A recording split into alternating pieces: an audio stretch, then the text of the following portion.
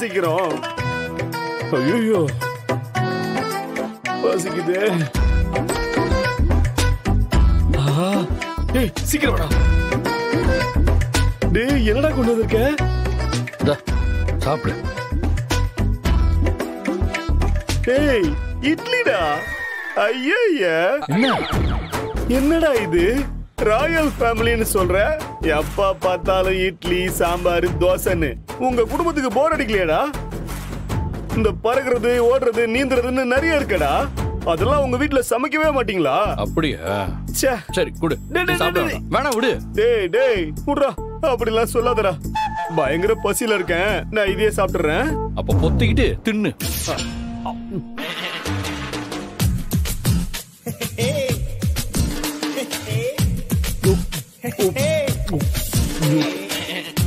சாம்பாருக்கு பதிலா கார குழம்பு இருந்தா நல்லா இருக்கும். காரத்தை வாயில சாப்பிடுறா.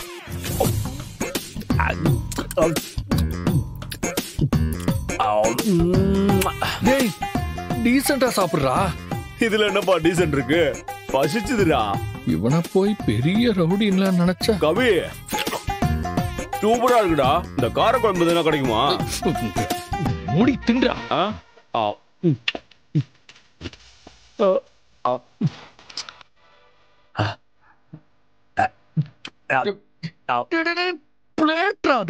பிளேட்டா நக்குற. தண்ணி எடுத்து கை கழுவிடா. போயிட்டாங்க.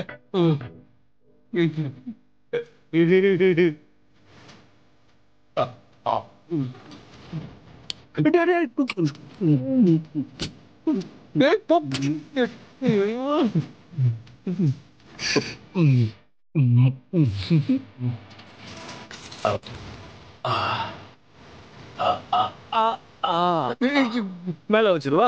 கீழே போயிடா. கீழே போயிடா.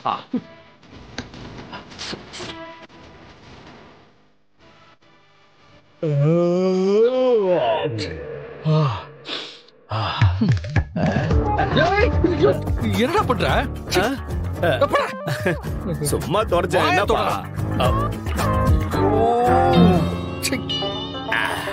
டேய் கபிலா, ஓவரா பண்ணாதடா.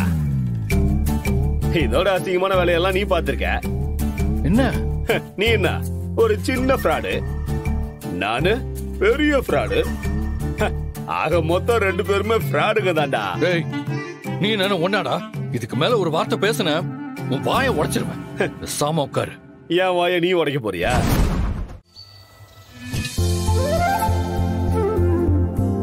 என்ன காளியப்பா, என்னாச்சு?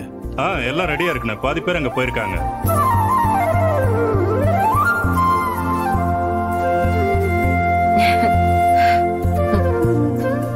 என்ன உன் புள்ளைய காணோம்? இன்னைக்கு அவனுக்கு கல்யாணம்னாவது ஞாபகம் இருக்குல்ல? அதேதான் நானும் சொல்றேன். இன்னைக்கு அவனுக்கு தானே கல்யாணம். அப்ப மாப்பிள்ளை ரெடி ஆகி வர கொஞ்சம் முன்ன பின்னதான் ஆகும்.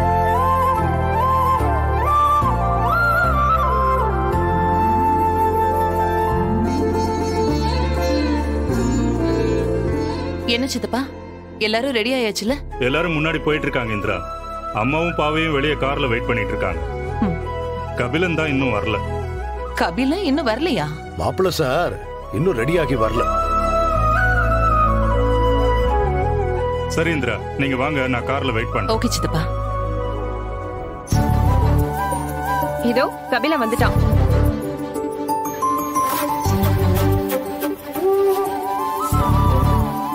போலாங்க. கபிலா, நான் வளர்த்த பையன், நீ இப்படி பண்ணுவேன்னு கொஞ்சம் கூட நான் எதிர்பார்க்கவே இல்லை.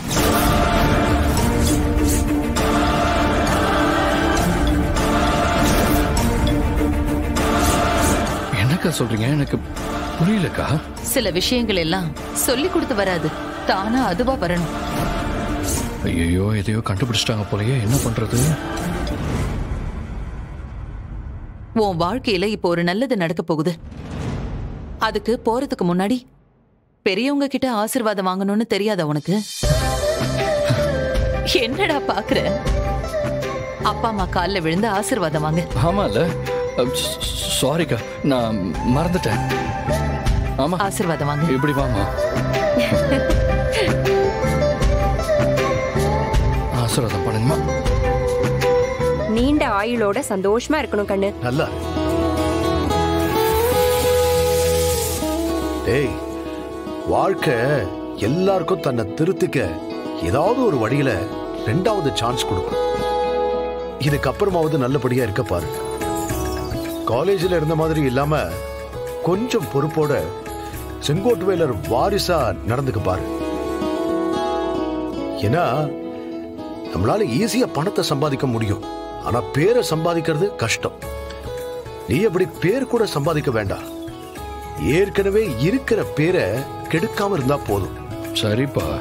அதெல்லாம் இதுக்கப்புறம் என் தம்பி கரெக்டா தான் இருப்பான்.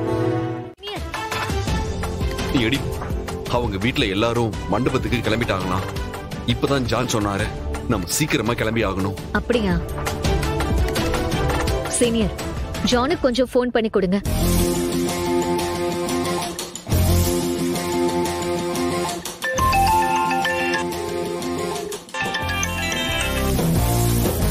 சொல்லுங்க சார்.